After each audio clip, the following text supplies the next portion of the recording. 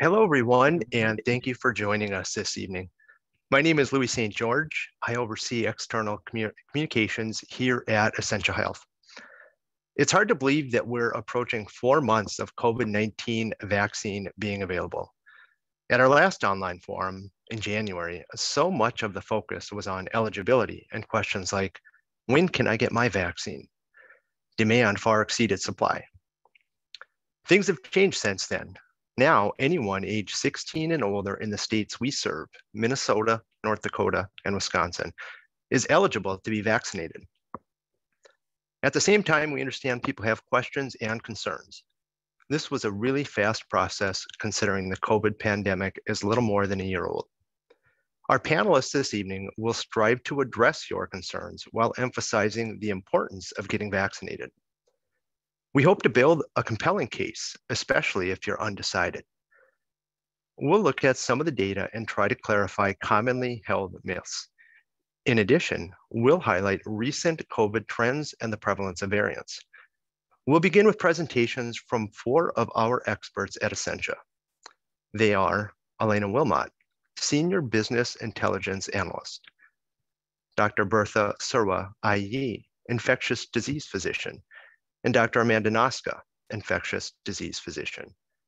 Finally, Dr. Bill Heegaard, President of Essentia's West Market and an emergency medicine physician. Also with us to answer questions is Roseanne Hines, a pharmacist and Senior Operations Manager for Medication Use Management. The second half of the webinar is dedicated to answering your questions. We encourage you to ask those questions using Zoom's Q&A button at the bottom of your screen, and we'll get to as many of them as time allows. My colleague, Kim Kaiser, will help facilitate those questions and answers. And as an FYI, we'll post the video of this webinar to our Facebook and YouTube pages. And for future updates, be sure to visit essentiahealth.org and click on the vaccine information link at the top of the homepage. Again, thank you so much for attending this evening. Dr. Noska.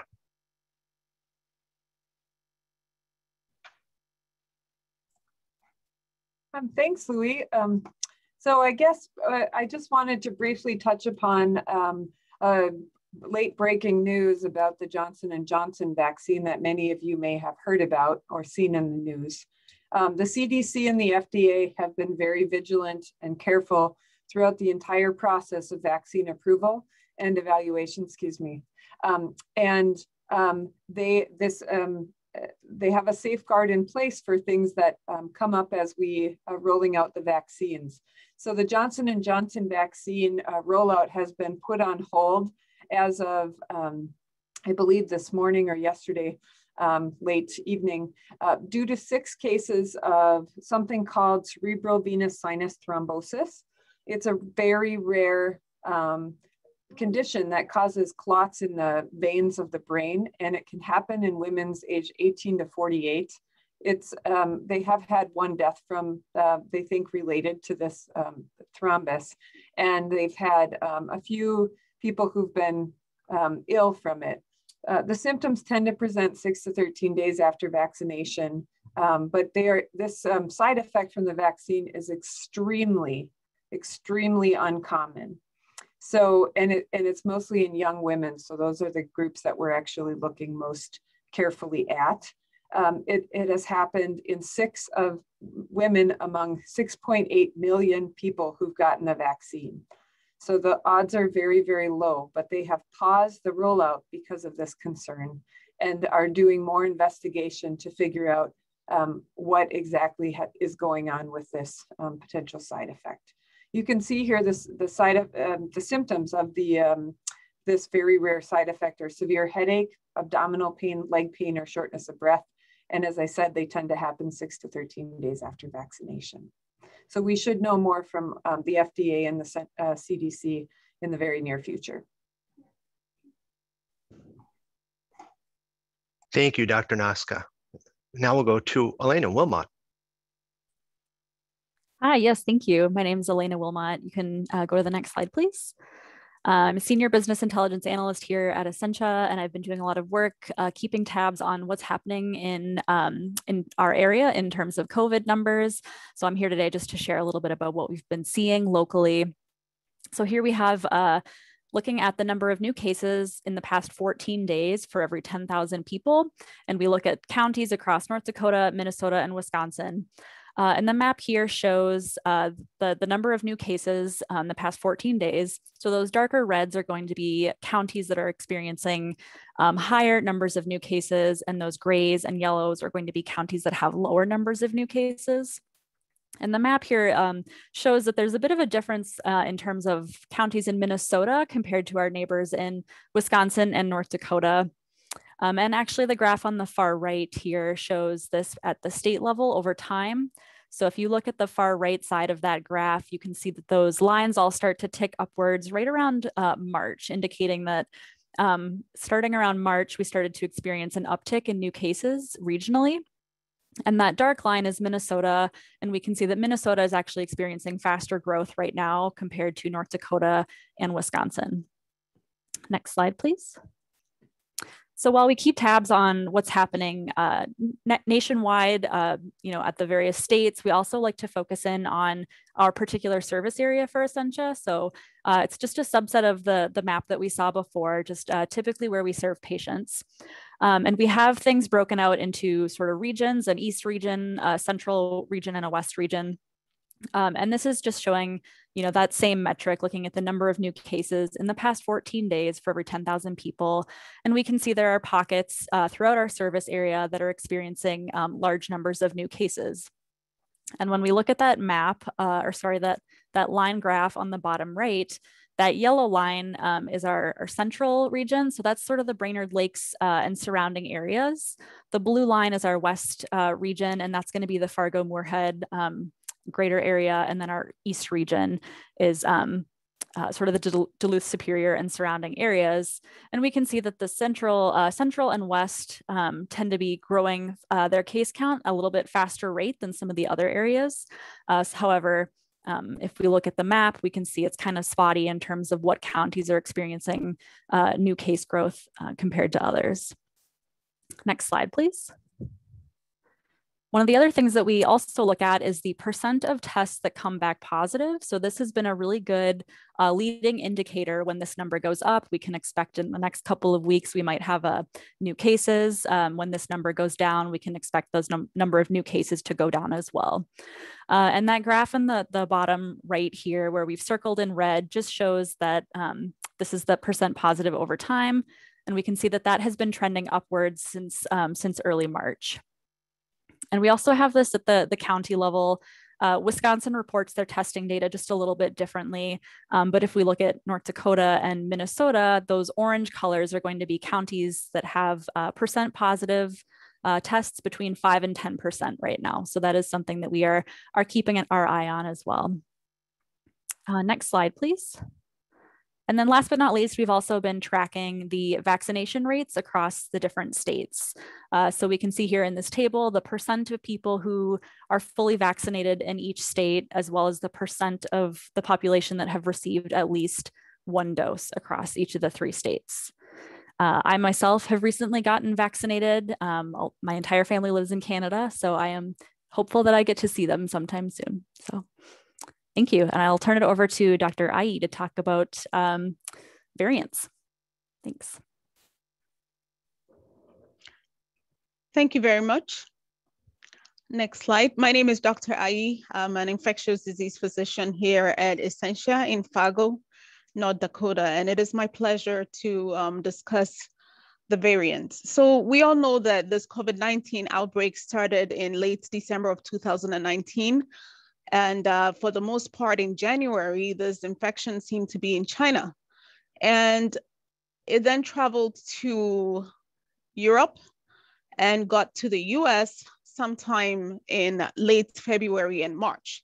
It didn't just travel, it was infecting people, and in the process, multiplying and infecting more people. Now, when viruses multiply, some things happen. Their genetic material goes through some changes. And so on the left right upper side of the screen, you would see a picture of the coronavirus with its, what we call the spike sitting on the surface, and an envelope. And on the inside, it has its genetic material, which has been spread out to look like a short ruler.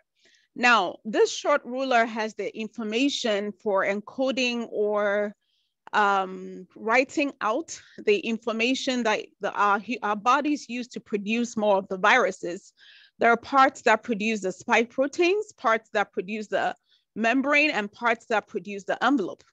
Now, scientists have been studying how it travels or how it changes as it goes through other people.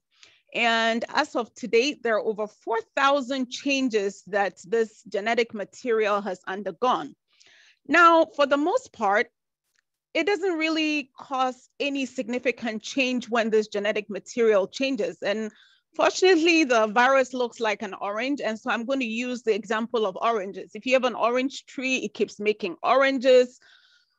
If you go to a grocery store to pick up oranges, you can see they're all oranges, but no two oranges look exactly alike, but they've been changing. Now, assuming the genetic material of the orange continues to change until one day, one of the oranges tastes either exceptionally sweeter or exceptionally bitter, then the character of the orange has changed. And so essentially, as the virus keeps making more copies of itself and it's changing over time, it's not significant until something happens where it either changes its ability to spread, its ability to cause disease, or even how it responds to medications designed to destroy it. When this happens, we have a new variant. So that is just what the variant means. It's not as though suddenly the virus has changed, but it's been making all these changes for the last 15 months or so since we got to know about it. So next slide. The Centers for Disease Control has decided to classify these variants. Of course, in the background of what I said earlier, that this virus has been going through these so-called mutations every now and then. And just to give a little depth of what a mutation is, each piece of the genetic material is made up of building blocks called nucleotides, and you need 3 nucleotides to make 1 amino acid, and the amino acids come together to form protein. So if any of these nucleotides that's supposed to make an amino acid changes, then the amino acid changes, and therefore the protein that comes out looks different. So there are variants of interest which can readily be neutralized by antibodies generated against previous infections, possibly reducing efficacy of treatment.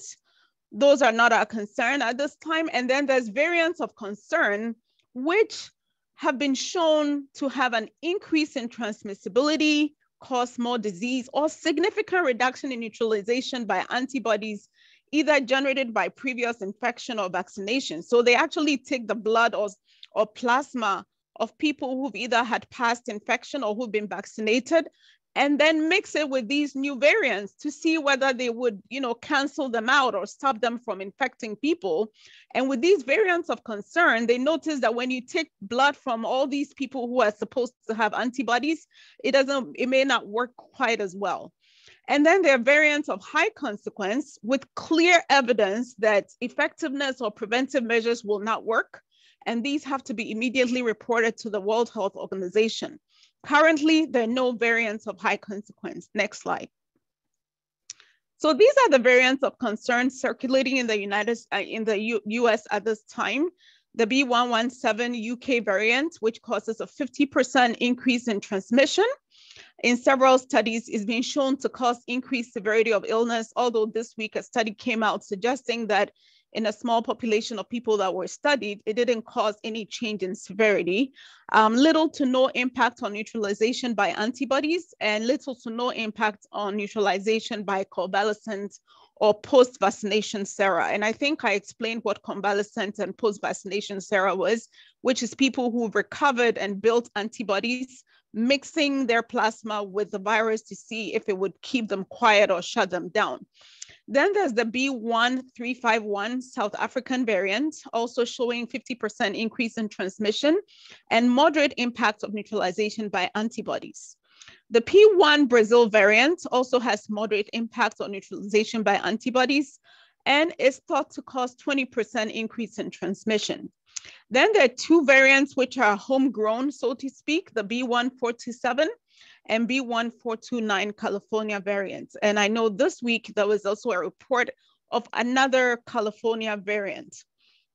20% increase in transmission with this variant as well, with significant impacts of neutralization by antibodies and moderate neutralization by convalescent and post-vaccination sera. Next slide.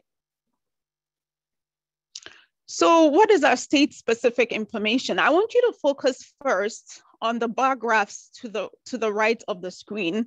And this data is good as of April 9th, which was last week, late last week.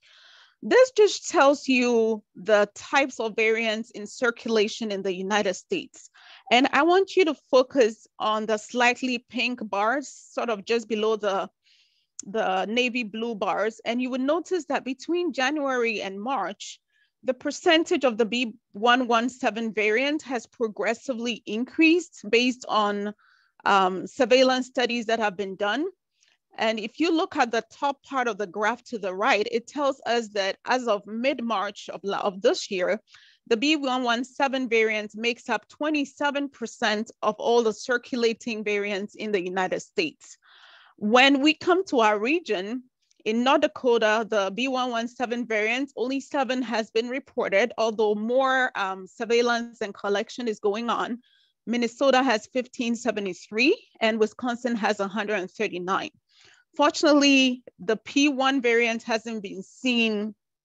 The P1 variant hasn't been seen in North Dakota, and neither has the South African variant. But Minnesota has 5 and 26, and Wisconsin has 2 and 8, respectively. Next slide, please. So this is a map that just shows us the absolute numbers of variants reported in the United States. So the B117, approximately 20,000, B1351424, and P1434. And if you look at the grand scale of things, considering the numbers of COVID-19 cases we have in this country, you would realize that these variants are not large in numbers, but more data is being collected. Next slide. How does vaccination affect variants? As I said at the beginning, these variants have come about because the virus keeps making new babies and multiplying. And as it multiplies, the babies tend to look different. In any family, no one child looks the same unless they're twins or identical twins. So the more the virus multiplies, the more it changes and starts to look different. So the idea is that if we can all get vaccinated and reduce spread, we reduce multiplication of the virus, we reduce the number of variants. And so it's important that we all get vaccinated. And I have gotten vaccinated because, one, I wanted to protect myself and be available for my patients. I wanted to be part of the herd immunity that we're building to break the chain of this pandemic. And I also felt that it was extremely important that if we have a safe virus that works, we should take it. And my next slide will talk a little bit about the benefits of vaccines over time. And so with this COVID-19 vaccine, suddenly people are asking, should I get the vaccine? Should I not get the vaccine? Why should I get it? But vaccines have been so useful for so many years that we should not even be questioning it at this time.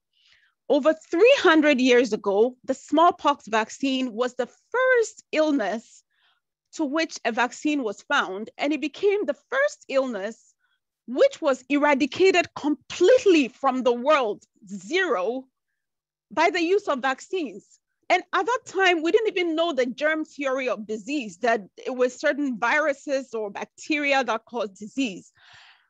A physician called Edward Jenner, who at that time had been aware that something called virulation, you could take a little bit of fluid from a smallpox, somebody infected with smallpox, scratch it on the skin of somebody who doesn't, and provide immunity, also noticed that an animal virus called cowpox could be used to prevent people from getting smallpox. So if you think about it, the word vaccine comes from the Latin word for vaccinia, which is the cowpox, vaccinia. And the cow is called vacca in Latin. And because of his discovery and his write-up, which again, some people doubted, the world got its first vaccine. And it took over 100 years before we realized that, oh, smallpox is from a virus. Because of this discovery in the 1960s, the WHO ramped up vaccination efforts. And in 1980, smallpox was completely eradicated from the world. This was a disease that had killed millions of people. And so I want us to have faith in these vaccines. Similar with polio vaccine, which has almost eradicated wild-type polio in most parts of the world. Measles, for example, at some point in America's history, measles was affecting over 2 to 3 million people every year. Today, you would only hear of measles if somebody travels somewhere and comes back with it. From 2000 to 2018, measles vaccine prevented 23 million measles deaths. And so vaccines do work. We have over 40 vaccines that can prevent illnesses.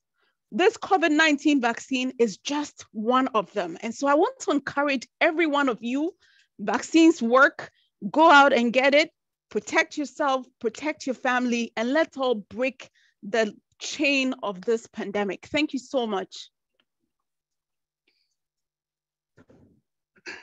Thank you, Dr. Ayi. And just a quick reminder that we are taking questions after the panelists are done. You can get them in ahead of time if you'd like using the Q&A button at the bottom of your screen. Dr. Noska. Yeah, thank you. Dr. Ayi, thank you for that wonderful history lesson and complicated virology. That was fabulous.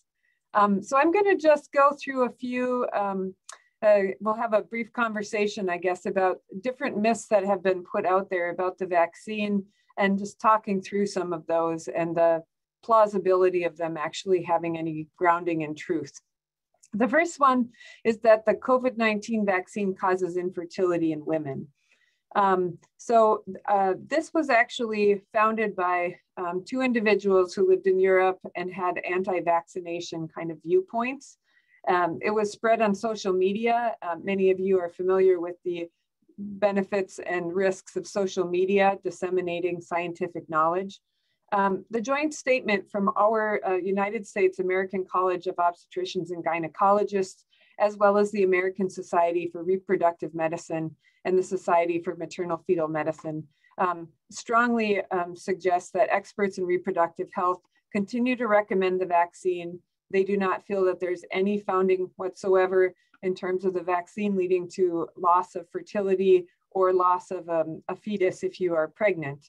And we have now given this vaccine to literally millions of people and haven't found any bearings in terms of scientific relevance among childbearing women.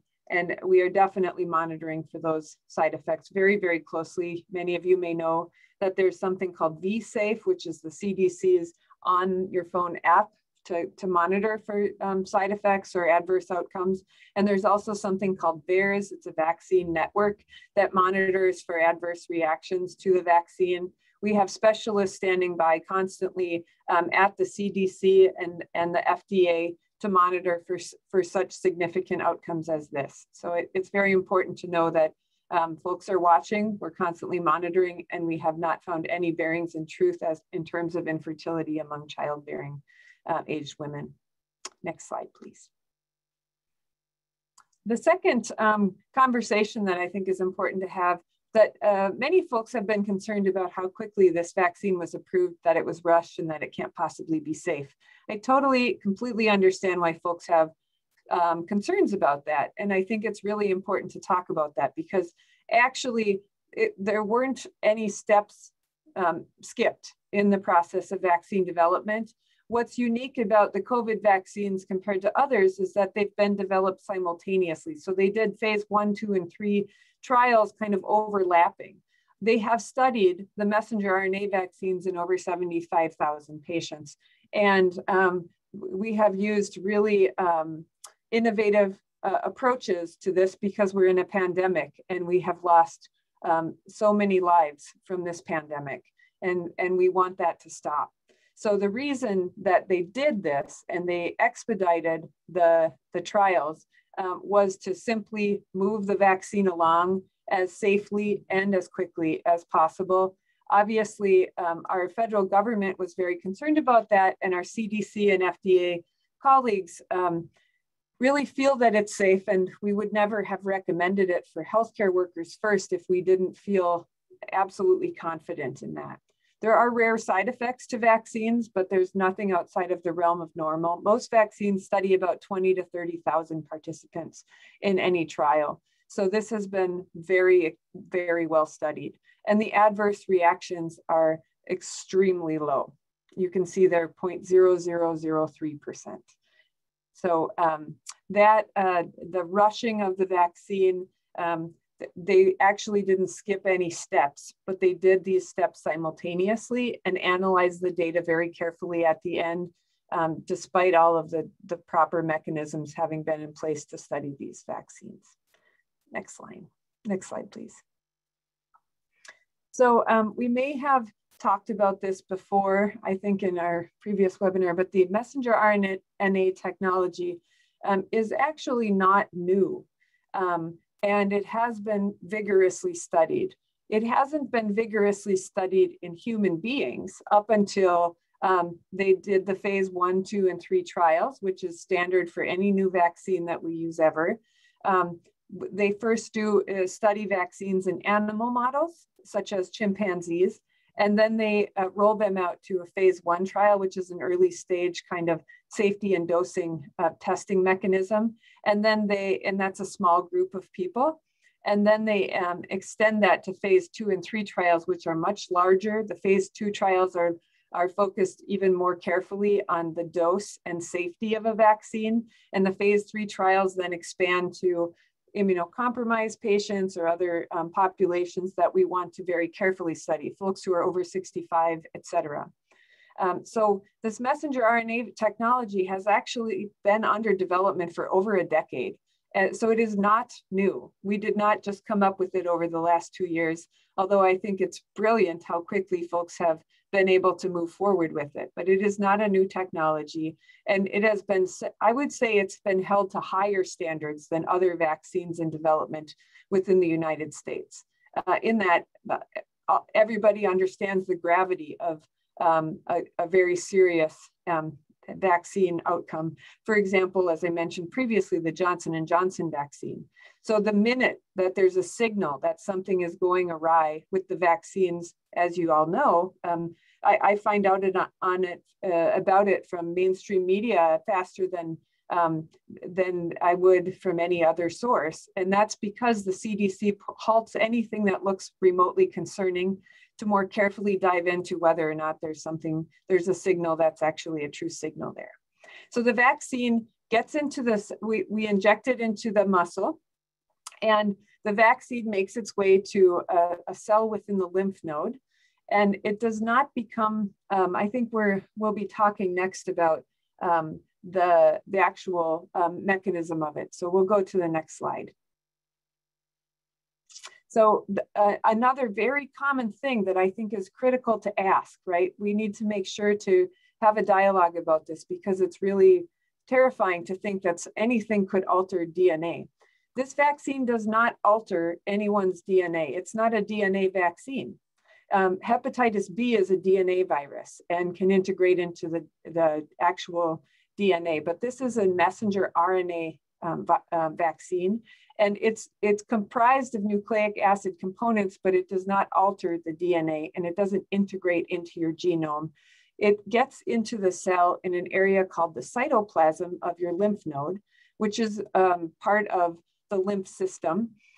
And it causes your body to recognize it as a foreign invader and to produce, using your genetic material, it causes you to produce antibodies against the spike protein of the COVID virus, but it does not become part of your body at all. In fact, it's degraded by lysosomes within a few days of having entered your body. So that is a really important thing to clarify, because it is awfully terrifying to think about any vaccine altering one's DNA. And this is not CRISPR-Cas9 or some kind of gene editing tool. It is not capable of anything like that.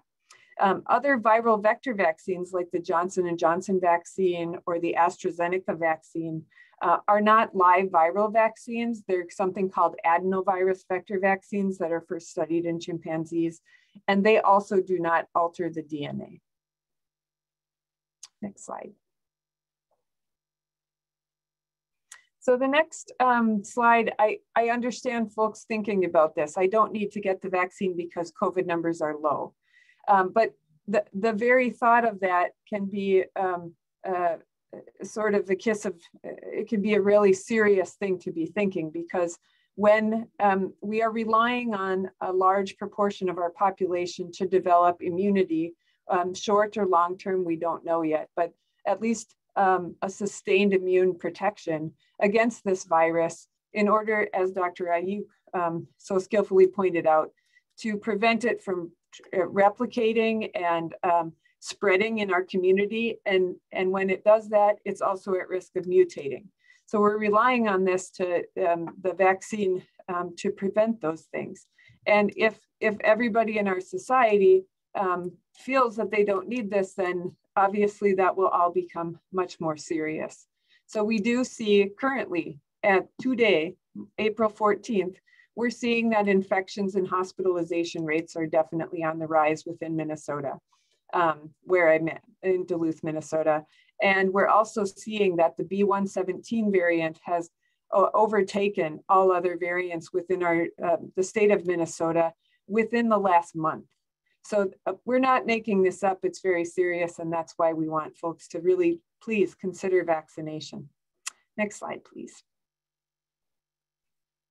I don't need to get vaccinated because I'm young and healthy. That's a really good point. I think a lot of folks are used to all viruses to date. We've kind of been like, stay home, you have a virus.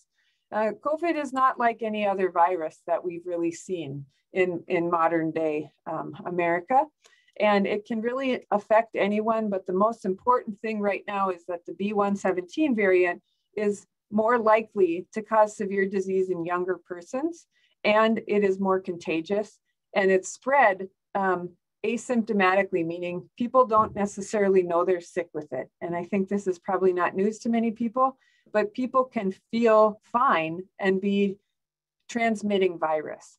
So for those reasons, many of us know folks who have cancer, who are living with transplants and on immunosuppressives, who are elderly or frail. For those reasons, and to simply protect yourself and your children and future variants coming down the pipeline, there are a lot of reasons to consider getting the vaccine, even when you're young and healthy. Now, would I recommend the Johnson & Johnson vaccine for somebody 18 to 48 and of childbearing age and female? Maybe I'd hold off on that one. You know, we want to be very careful and thoughtful, but we are investigating that. And for now, I think please consider other vaccination options that are available to you, because there are many safe options. Next slide, please. The vaccine will make me sick with COVID. So I absolutely understand this concern as well. And we have seen side effects from this vaccine because it's very effective at producing an antibody response against COVID. But these vaccines are not live virus vaccines. It's biologically impossible to cause COVID from any of the vaccines. They do not contain virus. They can contain either an adenovirus vector vaccine or the messenger RNA against one component of the virus. So we do not have any live virus vaccines, and it is not physically possible to create COVID with this vaccine, but it can create some side effects within 1 to 3 days after vaccination in many people. It can cause fever, headache, shaking, chills. Some people feel tired. Most people have some pain in their arm and might develop some arm swelling. Next slide, please. Thank you very much. Well, thank you, Doug.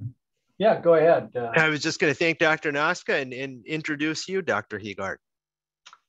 Thank you very much, and good evening, everybody. And I think Dr. Ayi has really done a nice job, and my job is going to be a little easier here. But I really want to just talk to you about putting it all together and making the decision to actually get your vaccination. So we do have a lot of data and a lot of information, and we're going to confine this just to the United States, but we have a lot of data from the whole world because this is a worldwide effort. But currently, we're actually above a little bit of 150 million doses, and that's combining the first shot and then the people that have had the second shot. So as Dr. Noska mentioned, there is a adverse reaction, basically database, the VAERS, that collects information. And we have very exact information on how often people have adverse reactions.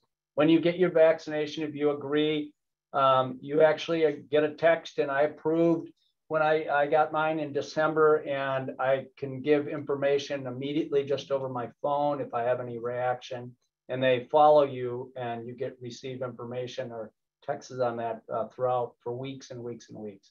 But less than 50,000 adverse reaction, that's the whole gamut. And we'll talk a little bit more. People after their first shot will often have some soreness in their arm, maybe a little myalgia, but more frequently, they really do well. They might take a ibuprofen or a Tylenol, be sore for a day, and then over. And then the one that people hear more about is this anaphylaxis or severe reaction. And that's an allergic reaction where your body has an immune response and you have a very quick, potentially very serious reaction. But here's the good news. It's extremely rare. So you've got the percentage there, 0.0003%. And when you put that into numbers, you're looking at the amount of reaction of maybe 1 in 2 to 5 individuals per million. That is extremely rare. And here's the other important thing. Every single place where you're getting your vaccination will have actually the medicines to reverse that immediately. And the medicine that is needed to reverse that instantaneously, if necessary, is adrenaline or epinephrine. And we always have that available in every place that you get that vaccination. And you watch for 30 minutes. So that's the reason we do that. When you put this in context, and I know most of us don't worry unless we're on a lake or maybe playing golf with a golf club or up on a mountain. We don't worry really about getting hit by lightning. It's actually a source of many stories. You know, what's the chance of it being hit by lightning? So it's 1 in 15,000 basically. So think about that, 1 in a million, 1 in 15,000. Your risk is extremely low. And if we actually went to something that's more common like driving, you might be surprised. I won't give you the statistic on that, what your risk is, especially if you're driving on an icy road or late at night. So we have to always try to put that in context. Next slide, please. So is it effective? And everybody sort of mentioned this. And we know that once people get vaccinated in real situations, when they're actually out, and most of this has been done within healthcare settings. So if people are getting exposed and higher risk to get exposed, that the Pfizer and the Moderna vaccines are extremely effective, as well, just so we know, the Johnson and Johnson. So where there's some differences, just without the cautions that have come out, but the Johnson and Johnson single vaccination is in the 60s for its efficacy overall, and that was the first study. And there's multiple other studies where in the combo of the first and second shot with Pfizer and Moderna, you're closer to 94 or 95%. But the important part is that it mitigates, or in more common language that people use every day, it decreases your chance of being able to get transmitted and actually get sick. So, and that's true for the Johnson and Johnson or the Pfizer and Moderna. So that is a really important thing. Next slide, please. So we talked about this and why, if you're wondering if these statistics and the information we're sharing is true, we really want to emphasize this is by far the most extensive, most carefully rolled out, and yes, fast campaign in the history of the world. Remember, just it would seem like a long time ago, it was Operation Warp Speed. That was under President Trump's administration. And Dr. Fauci was involved in that. Dr. Fauci's involved in President Biden's. And the key thing is you had people who really knew vaccination development and the FDA watching this very closely. No corners were cut, as Dr. Noska has emphasized. And the Johnson & Johnson pause, that actually should give everyone an incredible amount of confidence that this is being watched to the point that 6 cases out of millions of doses has made the FDA appropriately pause. And that from my parlay, that actually is a redundant system that ensures safety. And that's exactly what you want. We may find out that, the FDA announced today they're studying it more. I can tell you that cavernous sinus thrombosis, the entity they're talking about, is really a complex entity that they haven't, they won't see a correlation. But either way, we should find out and be confident that the system is working and is really set up to ensure that we're all safe. And I think you see the comment in the right, which is that it is the most extensive, comprehensive vaccination process and safety procedure ever in our history. Next slide, please. So why do we have to do this part? And I think I feel like people have really done a nice job on this. But here's the thing that I think drives all of us. We all really want to get to some level of normalcy. All of us, me, everybody on this panel, this has been a long, hard year. It has been hard for individuals. Some of it has been devastating for families or communities where people have been lost. It is really impressive where you're on, and I've been an emergency physician for close to 30 years and still practice all the time and still do the whole gamut. But seeing somebody who's young, who can't breathe, comes in and their life was ended. So we need to do everything we can, all of us, to be able to get this to this point of herd immunity. And herd immunity, you can think of it, you see the numbers at 70 or 80%. Most of us believe right around 70 that you'll have this effect. What it is you pin off or you cage the virus so it can't propagate or spread, transmit. And that can happen importantly with the vaccination, with all these variants that we've discussed as well. So getting vaccinated by far is the thing for yourself, and especially if you have the risk factors that we're really aware of, if you end up having heart disease at all, or if you have diabetes, or if you're on dialysis, or if you have some element of obesity or some weight, that really is a factor that puts you at higher risk. And unfortunately, also certain communities, there's disparities, and that puts you at risk. And there's a lot of fear, understandably, in those communities. So we need to try to do everything we can to promote that and get everybody vaccinated so we can all move toward normalcy. Next slide, please. And I think Dr. Ayi has really emphasized throughout our history, vaccinations have saved millions and millions of lives. And this is the same here. So why and how do we need to do this so that we can go back to traveling? Remember that? That's been a long time. We all acknowledge, and it's complex, but getting our kids back to full-time school, that people are missing everybody. Healthcare workers, everybody who's working outside. We need human interaction, and especially young children need human interaction that can be safe. But there's a whole element that goes to be able to promote great learning and great minds. And we're going to need them in this country. We want to be able to go out to dinner. I mean, I can just tell you personally, I sometimes, my wife and I, we dream about going out to breakfast again. We love going out to breakfast. And so, and we need to do this for our economy, being able to attend sporting events, and importantly, hugging each other, touching each other, you know, being able to have that human interaction and hug the people we love is really important, both for their mental health and our mental health and our country as well. So next slide, please. So who's eligible? This is, it's a great news.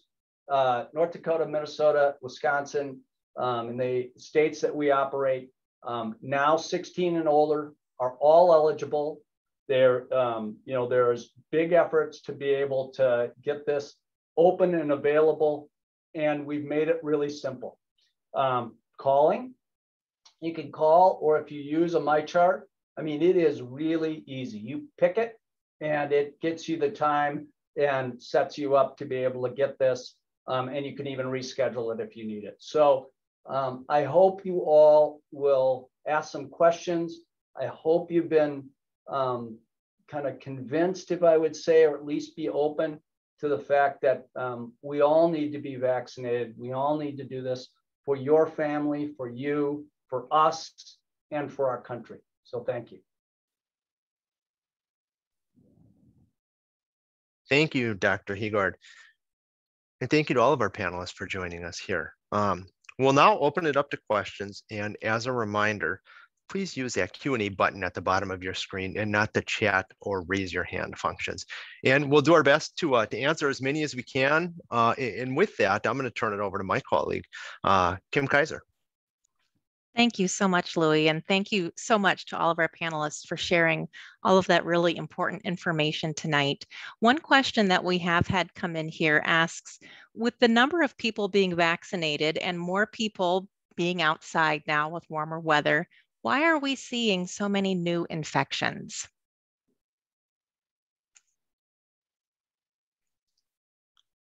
Dr. Noska, would you maybe take that, or Dr. Ayi? Yeah, sure. I didn't know if Dr. Ayi was going to answer it or not, but I'm happy to. And she maybe wants to chime in. Feel free to chime in at any point. So I think we've learned a lot in the last year about COVID, the transmission of COVID, how it replicates, how it mutates. And one big explanation for why we're seeing new surges is that I think we learned in our healthcare population, in particular, healthcare workers, the vast majority of healthcare worker infections happened outside of work. We know how to contain this virus. We know how to keep ourselves safe. I feel very confident and unafraid of COVID in my workplace, but it is harder when you have variables beyond your control. So if you're out in the community and you have folks that may or may not be vaccinated, you're, wanting to be a human being, God forbid, and go to a sporting event or the grocery store or get back to some semblance of normalcy.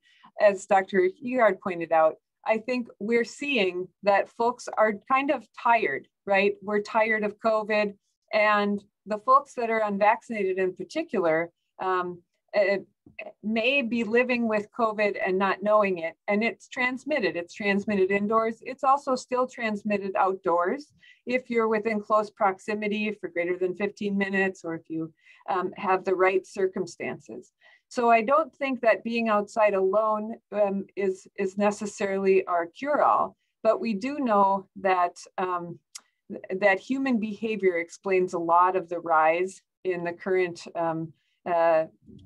numbers that are occurring within Minnesota, and to a lesser extent, I think perhaps in North Dakota and Wisconsin. But I think that's part of it. And the other part of it is that we have a new variant. So the new variant is more contagious. It's still spread when people are asymptomatic.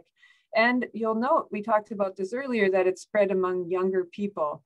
And we have rolled out the vaccine amongst older folks first. So by older, I mean anybody older than 65 initially, or folks who had immunocompromising conditions that put them at high risk of getting this virus and dying from it.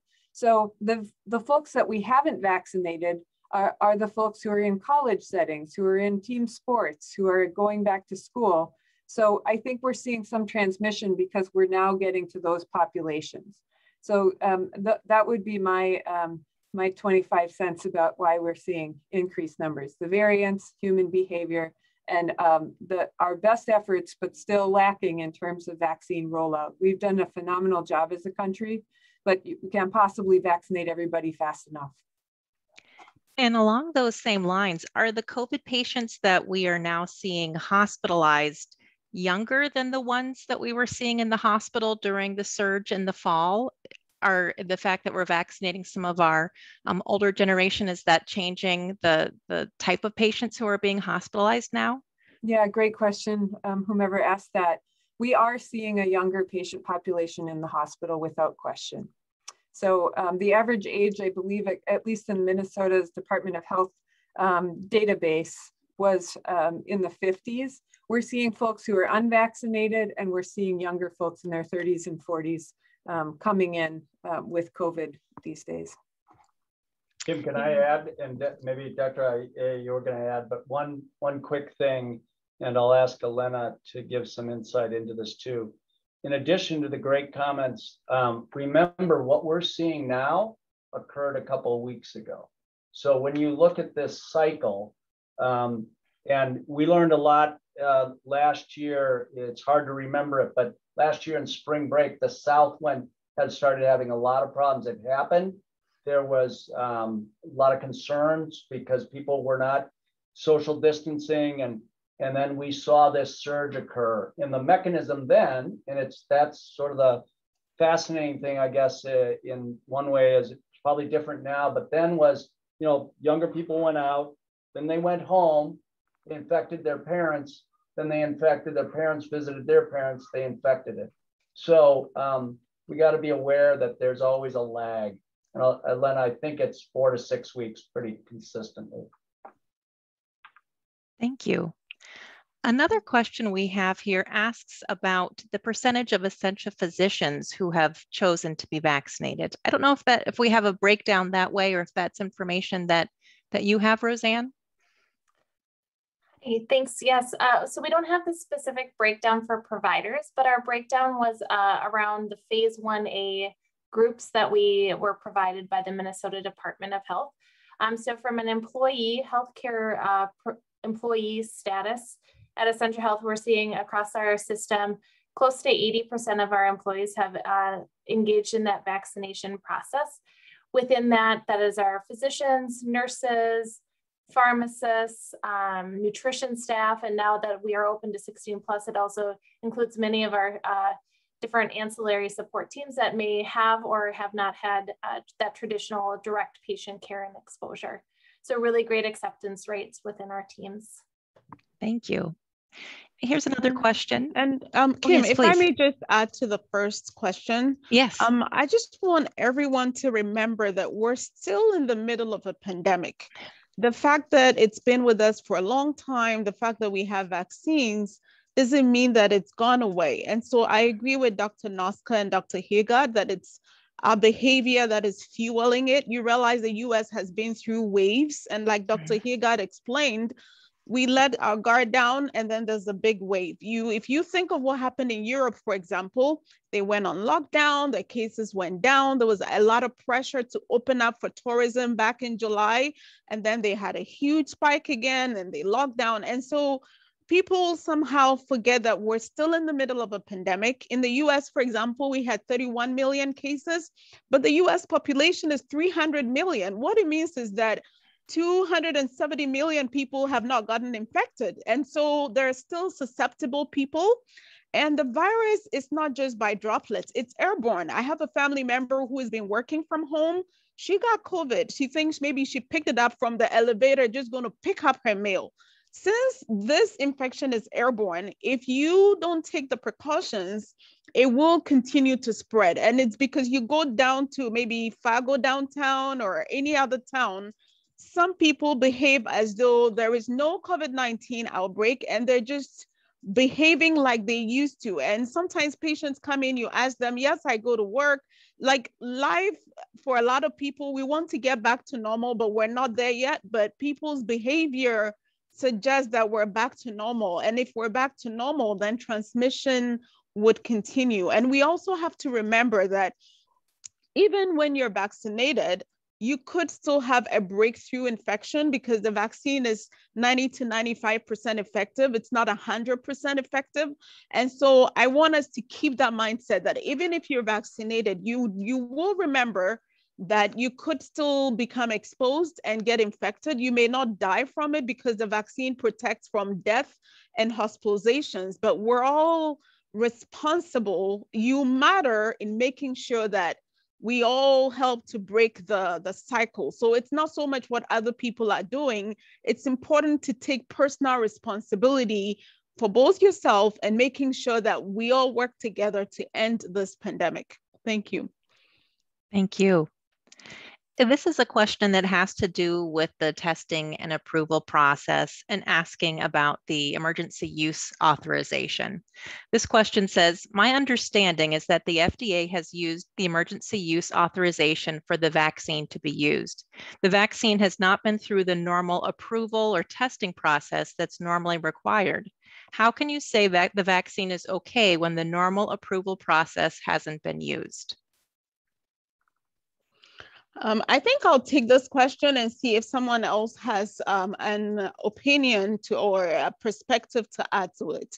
Dr. Noska talked about the various phases of approving a vaccine. Phase 1, phase 2, phase 3. Phase 1, you only test maybe less than 20 or 40 people to see if it works. Phase 2, you do more people to test for side effects. And phase 3, you expand it to thousands of people. Now, I want you to take a disease like measles, which I talked about before. So first of all, the COVID-19 went through all these steps. The reason why people think it was too fast is because we're in the middle of a pandemic. So when people ask me this question, here's what I tell them. Right now, you almost will not get any case of measles in this country. Assuming I came up with a new measles vaccine and I wanted to test 44,000 people, I'm looking for give it to 23,000 people, see how many cases of measles they would have, and then give it to another 23,000 people. How long do you think it's going to take me to find out if the vaccine is effective? It probably take me years, maybe 20 years. I would never get enough cases of measles, but we're in the middle of a pandemic. So both the Pfizer and the Moderna vaccine, they were able to get over 40,000 people, give it to half of them, and another half did not get the vaccine. But because we're in the middle of a pandemic, you were able to see the curve of people who got ill. So let's take the Pfizer vaccine, for example. 159 people who hadn't received the vaccine got ill even after the second dose, compared to 9 people who got ill who had been given the vaccine. So within a short time, you were able to see that it works. You go through all the phases. Secondly, remember, Dr. Heegaard mentioned Operation Warp Speed and all the amount of funding that went into getting all the trials done. So within a short time, there was effectiveness data. So although it hasn't gone through that final registration process, there was enough information. If you look at all the graphs that the companies produced, it is very, very clear that this was effective. It's protected people. It's the reason why we're not getting so many elderly people come into the hospital with COVID-19. So there were no steps were missed, except we're in the middle of a pandemic. And like I said, if you took any other disease, brought it a new vaccine to the market, it will be very hard to find 23,000 people and see how many people would actually get this disease, because there's no outbreak of that new disease. But the pandemic gave us good reason to be able to see effectiveness very, very quickly. Thank you. Thank you. Did anyone else want to add on to that, or I'll go on to the next question? I just have, this is Dr. Noska, I just have one quick thing. I completely agree with Dr. Ayi in every way. The only other thing I wanted to point out is that, to her point that we are in the middle of a pandemic, the FDA has a formal approval process, and that is similarly rigorous to this EUA, but the EUA allowed us to move through that process, not the testing or the safety data for the vaccine, but the more bureaucratic processes more quickly, so that we could allow this vaccine to be disseminated to our populations in order to save people from dying. So I just wanted to point out that it's a technicality, and it's really surrounding the bureaucratic process that the FDA goes through in order to make the vaccine available. It is not skipping steps with safety data. Thank you. This question is about another one of the myths that you spoke to, Dr. Noska. With the vaccine being so new, how can there already be conclusions saying that it can't lead to loss of fertility? This person says it doesn't seem like there's enough time to come to that conclusion. Yeah, I'm so glad people are bringing these concerns up, because obviously that is a huge concern, and it's a really serious thing that certainly I hope folks know is not taken lightly. So we have actually been studying this vaccine in these trials since July of last year. And it may have been even sooner than that, but July of last year. And we have now rolled this out amongst millions of people throughout our country. So even the rarest of things, as Dr. Heegaard is pointing out, this very rare side effect profile, 0.0003%, the central venous sinus thrombosis risk of 6 out of 6.3 million people, we are taking it all very seriously. And definitely women who are pregnant or women of childbearing age are very prevalent within the healthcare worker population and very prevalent within our country. And many, many, many, many, many people who are in that category of, who are fertile and able to bear children have gotten this vaccine, and have gotten that over a time frame where we would expect very much, after giving this to millions of people, to have seen a signal, if there were one, for fertility or infertility. And I'm confident that our obstetricians have been watching closely. The American Journal for Obstetricians and Gynecology has been looking and very closely examining the data as well. So I'm really glad that you brought that up, but certainly we have timeframes that are very reliable in terms of looking for fertility. Thank you. And then the other question I have asks, what is the current risk of dying from COVID-19 infection versus the risk of dying from a severe adverse reaction from a vaccine? That is really the important question. And this person says, I've heard that the risk of dying from COVID-19 is 1 in 125 versus a severe reaction, which, as we said, is this 0.003%. I don't know if anyone would like to comment on that. Well, one thing is that it's age dependent and risk factor dependent. So there's some great apps. You can go and just Google it. You can pop it in. The one's from Seattle, a well-regarded group. And you can punch it in. But the point that the person who shared that, which I really congratulate, is basically absolutely correct. The risk of your having any problem or a complication from the vaccination is so small compared to the risk. And we're not even talking about, we haven't spent time on the morbidity or all the fallout of COVID that we know a lot about is so much higher. So in all of life, it's a risk benefit analysis in many things, and we can't avoid completely risk, but we have to use the science and the data and everything that we've learned from over 150 million vaccinations to make the best choice for you, your community, country, your loved ones. So, Thank you. And I know we're a little bit over on time. I think we have one more question that has just come in that asks about long-term effects and says, how do we know about long-term effects that could happen, say, 10 years down the road? Is that of concern?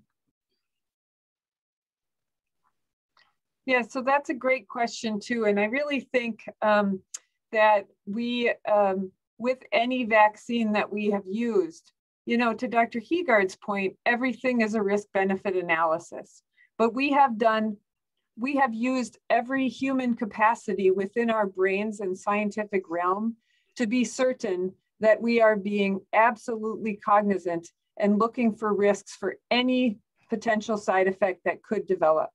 And as I stated earlier, they've been actually studying this vaccine in animal models. Genetically, they're not substantially different, some of them, from the human kind of genetic model. And they do that intentionally to make sure that we look in animal models first to look for long-term side effects like this, right? This didn't come out of a vacuum. So I understand completely that concern. But we have had now a substantial amount of time in millions of human beings within our country, but we've also had 10 years of experience with this particular vaccine modality preceding the rollout for the COVID vaccine. So I think long-term, 10 years down the road, we can see no theoretical or scientific basis for that actually happening. And brilliant scientists who work with genetic vaccines, these nucleic acid vaccines, have been working on this for more than a decade. So it seems incredibly low risk, to be honest. It's very, very unlikely that there would be anything coming out of that we haven't already seen over the last decade. And after rolling it out to millions of people in our country, and importantly, we've done the appropriate steps with phase 1, 2, and 3 trials. So I think biologically, the plausibility of anything like that is frankly not scientifically founded. Thank you. And that concludes the questions that we have received from our attendees today. Thank you, everyone, for asking those questions. We appreciate it very much.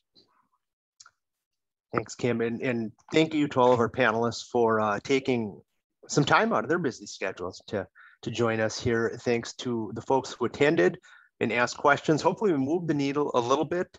And if you continue to have questions or concerns around these vaccines, please contact your family physician and bring some of those concerns to him or her. A gentle reminder that a recording of this webinar will be on our Facebook and YouTube pages, if not this evening, then at some point tomorrow. So you can continue to access it there. Thanks again, everybody, and have a great rest of your evening. Thank you.